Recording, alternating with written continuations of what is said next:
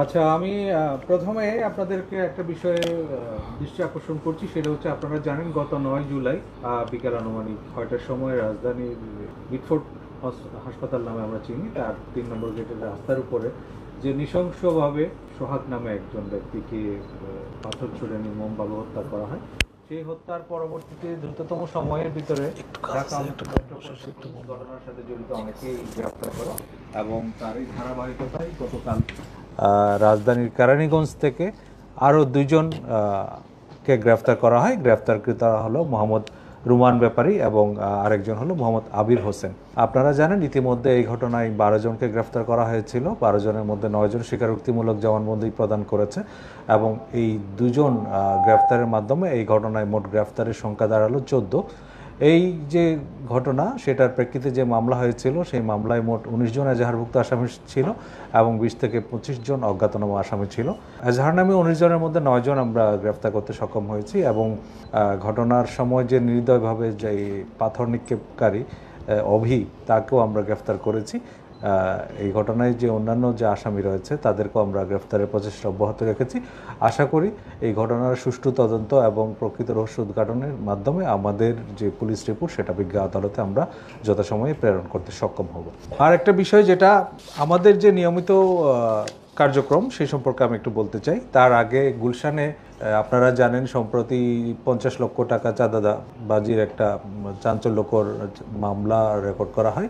সেই মামলার প্রেক্ষিতে গতকাল যে জান আলম অপু নামে একজনকে গ্রেফতার করা হয়, এবং তার গ্রেফতারের পরবর্তীতে তার বক্তব্য এবং তার দেখানো মতে তার মোহাম্মদপুরের বাসা থেকে একটি মোটরসাইকেল উদ্ধার করা হয়, এবং সেই যে মোটরসাইকেলটি গত 17 জুলাই নতুন কেনা হয়েছে মর্মে সে বলেছে, এবং প্রাথমিকভাবে এই মোটরসাইকেল কেনার অর্থের উৎস এবং সব কিছু আমরা খতিয়ে দেখছি, এবং এই ঘটনার সাথে জড়িত অন্যান্য যারা রয়েছে তাদেরকেও আইনের আওতায় নিয়ে আসার জন্য চেষ্টা করছি।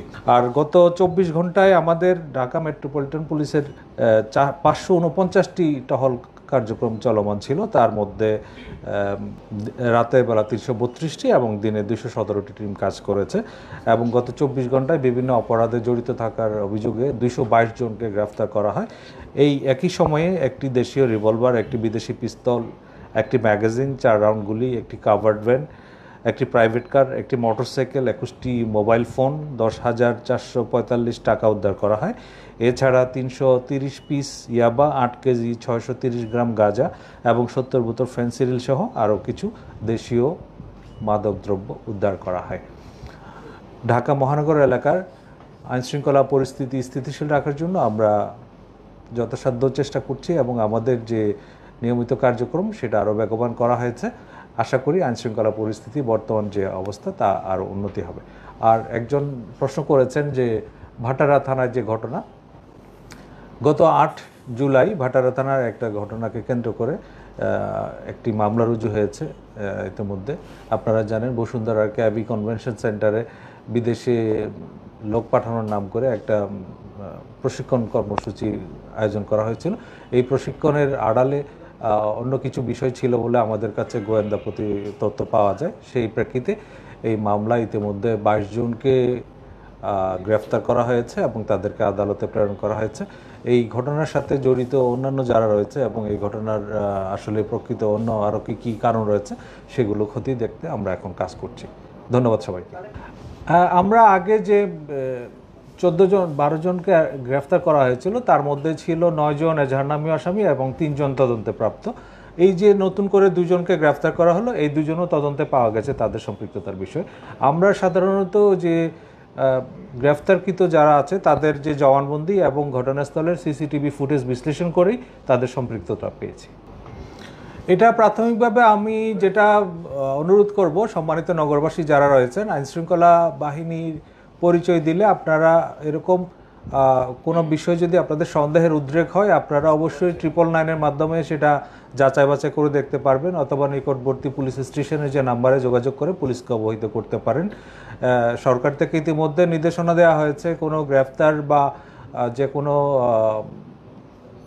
প্রক্রিয়ায় কাউকে আটকের বিষয়ে তাদের পরিচয়পত্র প্রদর্শন করা এবং এইগুলো নিশ্চিত হয়ে আপনারা কাজ করবেন এবং প্রয়োজনে পুলিশকে সহায়তা করবেন। আর যদি কোনো ক্ষেত্রেই কোনো রকম সন্দেহের উদ্রেক হয় সেটা অবশ্যই যাচাই বাছাই করে নেবেন। দেখেন, এগুলো কিছু আপনার বিচ্ছিন্ন ঘটনা, এবং এক্ষেত্রে যারা অপরাধীরা অনেক সময় নানা ধরনের কৌশল অবলম্বন করে। এটা হয়তো সেরকম কিছু অপকৌশল, এগুলোতে বিভ্রান্ত হওয়ার কোনো কারণ নেই। যদি কেউ কোনো অস্বাভাবিক কোনো কিছু করে সেটা মনে হলে আপনারা তাৎক্ষণিকভাবে পুলিশে সহায়তা দিতে পারেন। জি, ভাটারা থানা ক্যাবি কনভেনশন হলের যে ঘটনা, সেটার বিষয়ে ভাটারা থানায় একটা মামলা রুজু করা হয়েছে এবং এই মামলায় এই পর্যন্ত 22 জনকে গ্রেফতার করা হয়েছে। এখানে কার কি সংশ্লিষ্টতা ছিল সেটা যাচাই বাছাই করা হচ্ছে। আমরা বিষয়টা খুব গুরুত্ব দিয়ে তদন্ত করছি। ধন্যবাদ সবাইকে। স্যার 1 মিনিট একটা স্যার একটা তো একটু তথ্য দেওয়ার আছে। আচ্ছা, সেটা হচ্ছে আমি একটু আপনারা জানেন যে আগস্ট মাস শুরু হয়েছে। আগস্ট মাস বিভিন্ন সময় বিভিন্ন আমরা দেখি যে একটা ঘটনাবহুল মাস। তো এই আগস্ট মাসকে কেন্দ্র করে অনেকের মধ্যে আশঙ্কা আছে, বা বিভিন্ন রকমের যে পত্র পত্রিকাও বিভিন্ন রকমের আশঙ্কা বা বিভিন্ন শঙ্কার কথা বলা হচ্ছে। তো আমাদের দিক থেকে আপনারা জানেন আগামীকালকে কিন্তু বেশ কয়েকটা বড় বড় প্রোগ্রাম আছে। কেন্দ্রীয় শহীদ মিনারে এনসিপির প্রোগ্রাম আছে, শাহবাগ মোড়ে ওইখানে ছাত্র দলের প্রোগ্রাম আছে, আবার সোহরাওয়ার্দী উদ্যানে একটা বড় প্রোগ্রাম অলরেডি চলছে। এটা 5 তারিখ হচ্ছে, এটা বাংলাদেশ ছাত্র শিবিরের একটা প্রোগ্রাম। তো এইটা নিয়ে এমনিতে সবসময় একটা মানে